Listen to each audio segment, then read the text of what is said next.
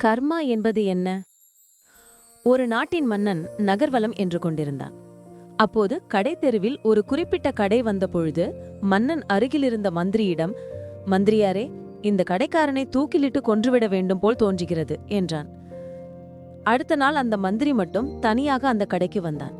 அந்த கடைக்காரனிடம் யதார்த்தமாக, வியாபாரம் நன்றாக நடக்கிறதா என்று விசாரித்தான். அதற்கு கடைக்காரன் மிகவும் வருந்தி பதில் சொன்னான்.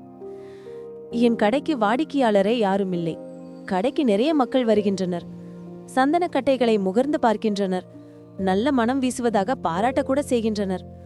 ஆனால் யாரும் வாங்குவதுதான் கிடையாது என்று வருத்தத்துடன் சொன்னான் கடைக்காரன்.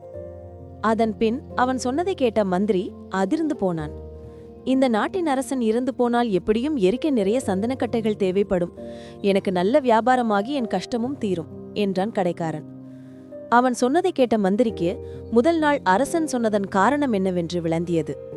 இந்த கடைக்காரனின் கெட்ட எண்ணமே மன்னனின் மனதில் எதிர்மறை அதிர்வுகளை உண்டாக்கி அப்படி சொல்ல வைத்தது என்று உணர்ந்தான் மந்திரி.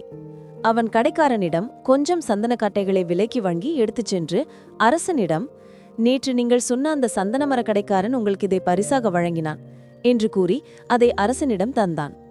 அதை பிரித்து அந்த தங்க நிறமுள்ள சந்தனக்கட்டைகளை எடுத்து முகர்ந்த அரசன் மிகவும் மகிழ்ந்தான். அந்த கடைக்காரனை கொல்லும் எண்ணம் தனக்கு ஏன் வந்ததோ என்று வெட்கப்பட்டான். அரசன் அந்த கடைக்காரனுக்கு சில பொற்காசுகளை கொடுத்தனுப்பினான்.